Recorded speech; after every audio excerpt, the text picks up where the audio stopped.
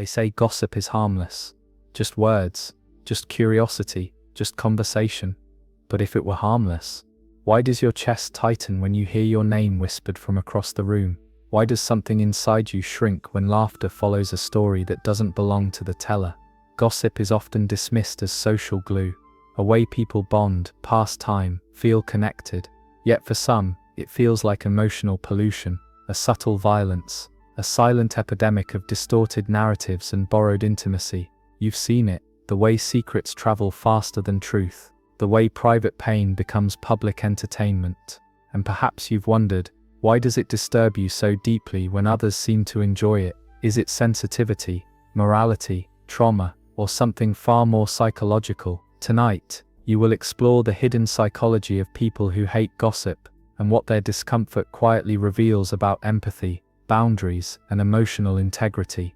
Let's begin. It rarely announces itself loudly. There is no dramatic reaction, no visible anger, no confrontation, just a shift, a subtle tightening in the chest when someone says, "Did you hear about?" A quiet stillness when laughter circles around a name that is not present. A strange heaviness when a private detail becomes public currency. People who hate gossip often notice this feeling before they understand it. At first, it can feel confusing. Why does something so socially normal feel so wrong? Why does everyone else seem relaxed, even entertained, while something inside you pulls away? You might have wondered if you were being too serious, too sensitive, too rigid. But the discomfort is not random, it is intuitive. When gossip begins, the emotional atmosphere changes. The room shifts from shared presence to shared judgment. The energy becomes sharper, thinner, like air before a storm. And those who are attuned to emotional climates feel it immediately. It's not the information that unsettles you, it's the absence of the person being discussed, the absence of consent, the absence of content, the absence of accountability. There is something unsettling about stories told without their owner present, a subtle imbalance of power, one voice controlling the narrative while another has no opportunity to breathe inside it. And if you've ever been misunderstood, if your words have ever been twisted, if your intentions have ever been misread, then gossip does not feel neutral, it feels dangerous. Psychologically, this reaction is linked to heightened interpersonal awareness. Some individuals possess a stronger sensitivity to relational dynamics, tone shifts, micro-expressions, underlying motives. When conversation turns toward gossip, they don't just hear the words, they sense the subtext. Who is being positioned as superior? Who is being subtly diminished? Who benefits from this story being told? For many, gossip is simply bonding, but for you, it can feel like erosion, like watching a river slowly carve away at someone's dignity. And the discomfort is not always moral outrage, often, it is vulnerability. Because if they speak this way about someone else, what might they say when you are not in the room? This is where the quiet withdrawal begins. You may change the subject, you may grow silent, you may physically leave. Others might interpret this as aloofness, social stiffness, even judgment. But internally, it is self-protection. The nervous system is reading the environment, it is scanning for safety, and gossip signals unpredictability, shifting alliances, hidden narratives, unstable loyalty. You are not rejecting connection, you are rejecting instability. There is a difference. This first chapter of discomfort is not about superiority. It is about emotional coherence, about a mind that prefers clarity over distortion, presence over speculation, and perhaps for the first time, you are beginning to see that the unease you feel is not weakness, it is awareness. There is a quiet understanding you carry. Stories change when they travel. What begins as a sentence becomes a conclusion. What begins as context becomes a character flaw. What begins as vulnerability becomes spectacle. You've seen it happen, perhaps slowly, perhaps all at once. A private confession retold without tone, a mistake exaggerated into identity, a moment of weakness reframed as personality, and something inside you resists participating in that transformation, because you know how fragile truth can be. Psychologically, gossip thrives on compression. Complex human beings are reduced into digestible fragments, nuance is stripped away, contradictions are ignored. The messy humanity of a person is flattened into a story that fits the emotional needs of the teller, but you struggle with that flattening. You know that no one is only their worst moment, no one is only their rumor, no one is only the version repeated in their absence. For people who hate gossip, the discomfort is not always about morality, it is about distortion, a deep cognitive tension between what you know to be complex and what is being presented as simple. And the mind does not like distortion, especially if you have lived through it.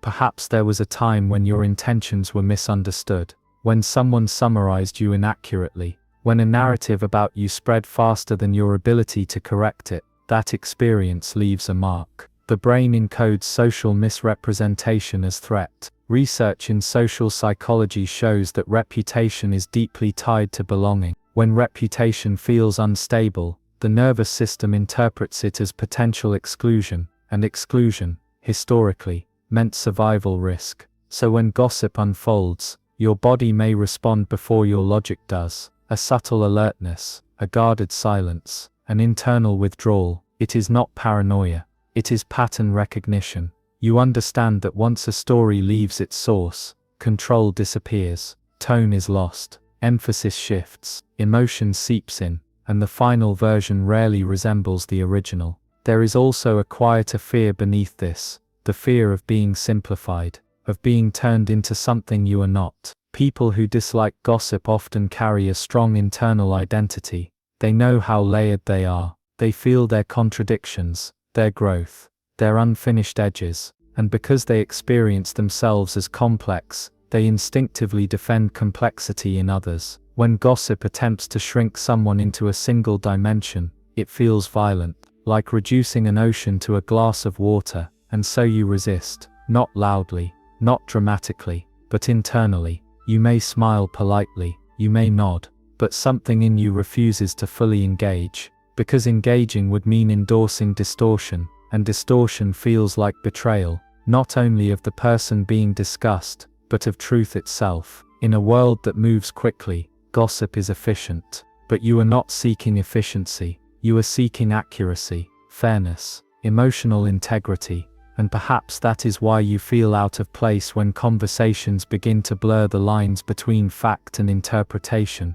You are not uncomfortable with information, you are uncomfortable with imbalance, with the way stories can become weapons when no one is present to defend their shape. And this awareness, though quiet, is profound. It means you understand something essential about human fragility. Reputation is delicate, and words are powerful. Some people hear gossip as information, you hear it as sensation. When someone describes another person's embarrassment, your body reacts. When a flaw is mocked, something in your chest contracts. When laughter rises at someone else's expense, your nervous system does not register entertainment, it registers impact. This is not imagination, it is wiring. Psychology has long explored the concept of emotional mirroring, the brain's ability to simulate the internal states of others. Certain individuals possess heightened empathic responsiveness. Their mirror systems activate more intensely. They do not just understand another person's discomfort intellectually, they feel it. So when gossip turns someone's private moment into public analysis,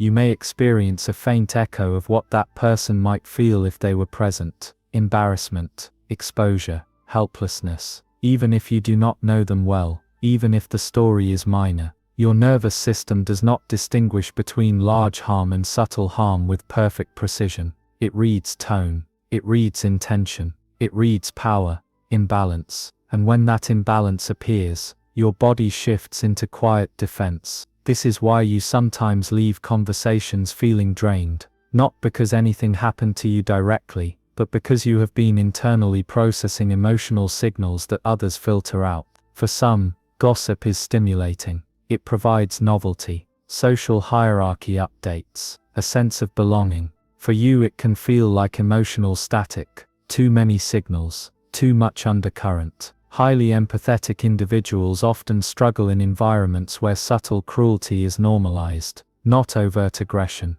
that is obvious, but micro-dismissals, slight exaggerations, casual character judgments disguised as humor. You notice the tremor beneath the joke, You sense the insecurity beneath the criticism, and you may find yourself silently absorbing it. There is also another layer. When empathy is strong, the boundary between their experience and your experience becomes porous. You may not consciously think, "That could be me," but your body might feel it. What if one day your vulnerability becomes entertainment? What if your mistake becomes someone else's bonding story? The mind does not enjoy imagining humiliation, so it preemptively withdraws, not because you are fearful, but because you are attuned. Some psychologists describe this as emotional contagion, the unconscious transfer of mood and effect between people. In gossip-heavy spaces, the emotional tone often includes comparison, judgment, and subtle superiority.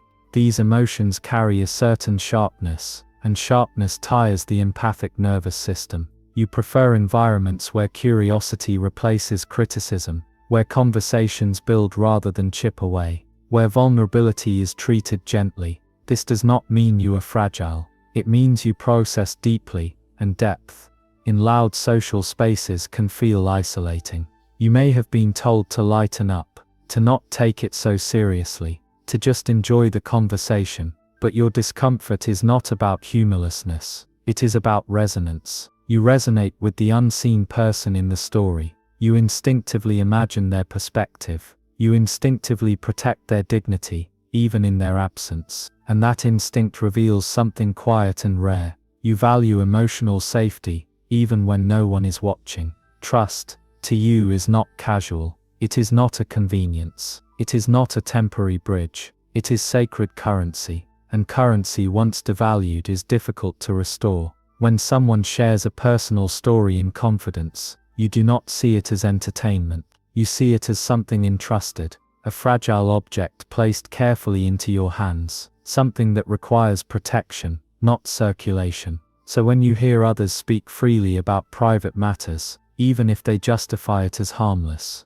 something inside you stiffens, because you are not only hearing the content, you are witnessing a breach. Psychologically, trust is the foundation of secure attachment. When trust feels stable, relationships feel safe. When trust is unpredictable, anxiety quietly grows. People who strongly dislike gossip often have a heightened sensitivity to relational contracts, even the unspoken ones. There are invisible agreements in human connection. What is shared here, stays here. What is vulnerable is handled gently. What is private is not repackaged. When those agreements are broken, even indirectly, your nervous system notices. You may not confront it. You may not express it, but you recalibrate. If this person speaks this way about others, can they hold your truth safely? If secrets travel so easily, what protects yours? This is not suspicion, it is relational intelligence. For some, gossip feels like intimacy, a shortcut to closeness. I trust you enough to tell you this, they imply. But you sense the contradiction. True intimacy does not require someone else's exposure as proof of loyalty. In fact, for you the opposite is true. When someone resists gossip, changes the subject, or protects another's privacy, your trust in them quietly deepens, because they have demonstrated restraint, and restraint signals safety. There is also a deeper layer beneath this. Perhaps you have experienced betrayal before. Perhaps something personal you shared traveled further than you expected. Perhaps you learned in a subtle way that words can escape containment. Those experiences shape relational vigilance, not paranoia, not bitterness, vigilance. You do not hate people who gossip. You simply do not feel safe around it. And safety is not dramatic. It is subtle. It is the difference between relaxing your shoulders and holding them tight, between speaking freely and measuring every sentence. Gossip introduces unpredictability into relational space, and unpredictability erodes trust. Like water slowly wearing down stone, over time you may distance yourself from environments where gossip thrives, not because you see yourself as morally superior, but because your nervous system seeks stability. You crave conversations where presence replaces speculation, where people speak about their own lives rather than dissecting someone else's. You understand something many overlook. Trust is not built through shared secrets about others. It is built through shared integrity. And once you see that clearly, gossip does not feel entertaining anymore. It feels expensive. There is a question that quietly lingers beneath every whispered story. Why is this being told? Gossip rarely begins with cruelty alone. More often it begins with discomfort, insecurity, comparison, the subtle need to elevate oneself without directly saying so. Psychologically, gossip can function as projection, a defense mechanism where individuals displace their own unwanted traits onto someone else. When a person criticizes another's ambition, appearance, mistakes, or relationships, it can sometimes reflect an internal conflict they have not resolved within themselves. It is easier to analyze someone else's flaws than to confront one's own. It is easier to bond over judgment than to risk vulnerability. And so, stories are shared, not just for entertainment, but for regulation. In social psychology, comparison plays a powerful role in self-esteem. By subtly lowering someone else's perceived status, the storyteller temporarily stabilizes their own.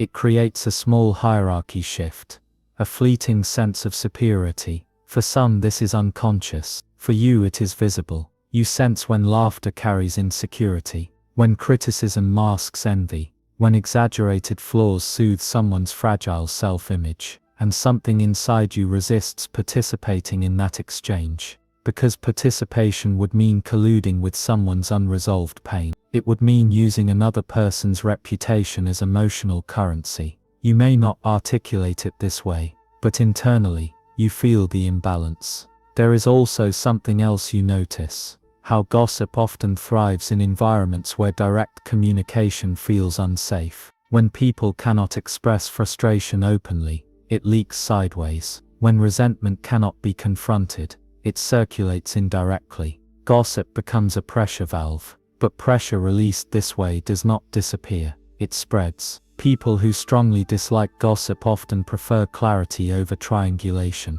directness over detours, authenticity over performance. Not because they enjoy confrontation, but because they value coherence. Projection creates distortion, insecurity creates exaggeration, and together, they create narratives that rarely resemble reality. You sense this pattern. You see how quickly admiration can turn into critique once someone's success triggers comparison. How quickly empathy can turn into mockery when someone's vulnerability threatens another's comfort. And perhaps this awareness makes you quieter. You may find yourself observing rather than joining, listening rather than contributing. Not because you lack opinions, but because you refuse to weaponize them. There is strength in restraint. In a culture where bonding often happens through shared disapproval, choosing not to participate can feel isolating.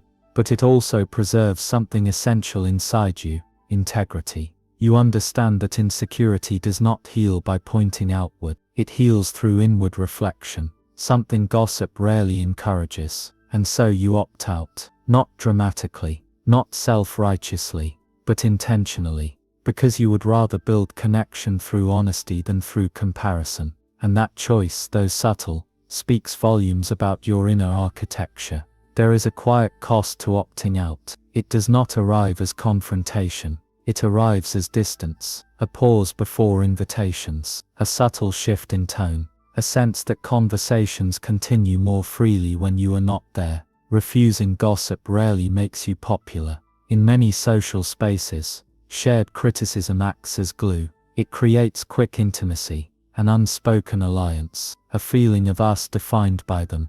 When you decline to participate, you step outside that alliance, and sometimes, that can feel lonely. You may be labeled serious, reserved, difficult to read, even judgmental. Not because you criticize others, but because your silence disrupts the rhythm. When someone shares a story, and you do not amplify it, the momentum weakens, the energy shifts, and people unconsciously notice. Belonging is a powerful human need. Evolution shaped the brain to prioritize inclusion. Social rejection activates similar neural pathways as physical pain. So when you sense subtle exclusion, it can sting more than you admit. You may ask yourself, is it worth it? Would it be easier to just nod along, to laugh lightly, to blend? But blending comes at a cost too. When you repeatedly participate in conversations that conflict with your values, something inside you erodes, not dramatically,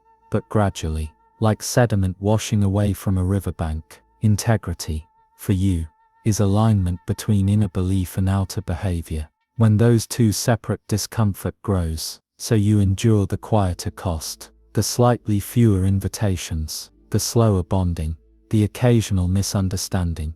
There is a particular loneliness in choosing emotional cleanliness in a noisy environment. It can feel like standing still while others move in synchrony. But there is also strength in that stillness. You are not isolated because you lack warmth. You are isolated because you refuse distortion as a bonding tool, and that distinction matters. Over time, something interesting happens. The people who value depth begin to notice you. The ones who crave safe conversation. The ones who are tired of constant analysis of absent lives. They sense your restraint. They sense your steadiness. And slowly different connections form. Not built on shared criticism, but on shared presence. Still, the transitional space can feel uncomfortable. The in-between phase where you no longer fit easily into gossip-driven dynamics, but have not yet fully found your aligned circle. It is here that doubt whispers. Are you too rigid? Too sensitive? Too different? But perhaps the truth is quieter. Perhaps you are simply unwilling to trade authenticity for immediate belonging. And though that path can feel solitary at times, it preserves something rare. Self-respect. There comes a moment when the discomfort is no longer confusing, it becomes clarity. You begin to understand that your resistance to gossip is not about thinking you are better than anyone else. It is not about purity, not about rigid morality, not about standing above the crowd. It is about standing within yourself. For a long time, you may have questioned your reaction, wondered if you were overanalyzing, if you should loosen up, if your silence made you difficult. But slowly a different realization forms. You are not rejecting people, you are rejecting a pattern. Emotional cleanliness is not the absence of flaws. It is the refusal to contaminate connection with unnecessary harm. It is choosing not to circulate what does not belong to you. And that choice begins internally. Instead of judging those who gossip, you begin to observe them with curiosity. What insecurity is being soothed? What discomfort is being avoided? What fear of irrelevance or comparison is being quieted? You see the mechanism more clearly now, and clarity softens resentment. Because once you understand that gossip often masks insecurity, your anger dissolves into compassion, not enabling, not participation, but understanding. You stop needing to prove your difference. You simply adjust your boundaries. Boundaries are not walls, they are filters. They decide what enters and what exits your emotional space. When gossip begins, you may gently redirect, or listen without amplifying, or disengage without dramatics. No lecture, no confrontation, no performance of righteousness, just quiet alignment. Psychologically, this integration reflects a stable internal locus of control. You are no longer reacting to gossip with anxiety or self-doubt. You are responding from coherence. Your behavior matches your values, and that match creates calm. There is something deeply regulating about alignment. When your inner voice and outer behavior agree, the nervous system settles, the body relaxes, the mind stops debating itself, and something else shifts too. You begin to trust yourself more, not because others validate your stance, not because you win arguments, but because you feel intact. You are no longer trying to fit into conversations that feel misaligned. You are no longer silently absorbing discomfort. You are no longer questioning whether your unease is a flaw. It was a signal, and now you understand it. This is the turning point, where discomfort transforms into identity, where silence becomes intentional, where integrity stops feeling lonely and starts feeling empowering. Not loud empowerment, quiet empowerment. Like clear water after sediment settles. You are not here to police others. You are not here to correct every whispered story. You are simply choosing the kind of energy you circulate, and that choice reshapes your relational world in subtle but powerful ways. Because emotional cleanliness is contagious too. There is another way to connect, quieter, slower, cleaner. It does not rely on dissecting someone who is not present. It does not require comparison to feel close. It does not need secrets to simulate intimacy. It begins with presence. People who hate gossip are not anti-connection. In fact, they often crave it more deeply than most. But they crave a different frequency. One where conversations revolve around ideas, feelings, growth, shared struggles, not borrowed narratives. You may have noticed this about yourself. You lean in when someone speaks honestly about their own fears. You feel alive when curiosity replaces critique. You relax when vulnerability is mutual rather than extracted. This is not accidental. True intimacy forms when two people reveal themselves, not when they expose a third party. It grows in spaces where dignity is preserved, even in absence. And perhaps this is what you've been protecting all along. Not morality, not image, but depth. There is a tenderness in refusing to speak carelessly about others, a quiet reverence for the complexity of human lives. You understand that everyone is carrying invisible battles, that every mistake exists inside a larger story, that no one deserves to be reduced to a moment. So you choose language carefully. You choose silence intentionally. You choose connection thoughtfully. And over time this shapes the kind of relationships you build. They may be fewer. They may take longer to form, but they feel steady, clean, safe. You begin to realize that hating gossip was never about negativity. It was about longing. Longing for conversations that expand rather than shrink. Longing for environments that feel breathable. Longing for bonds built on trust instead of triangulation. In a world where noise travels fast, you are choosing resonance. And resonance is rare. It may not gather crowds, but it gathers sincerity. And that is enough. If this video made you feel seen, if parts of this reflection felt familiar, if something quiet inside you was touched, perhaps you have carried this discomfort for a long time without fully understanding it. You are not strange for feeling uneasy around gossip. You are not overly sensitive for valuing dignity. You are not rigid for wanting conversations that feel safe. There is nothing wrong with preferring emotional clarity over social noise. Many people move through life sensing this tension but never putting words to it. And maybe today, you simply recognized your own wiring. You are not alone in that. This space exists for reflections like this, a place where the hidden corners of the human heart are explored gently, without judgment, without labels. If you'd like to stay connected to conversations that honor emotional depth and psychological truth, you are welcome here. And if you feel comfortable sharing, you might write in the comments what connection means to you. Not because you have to, but because your words might help someone else feel less alone in their quiet integrity.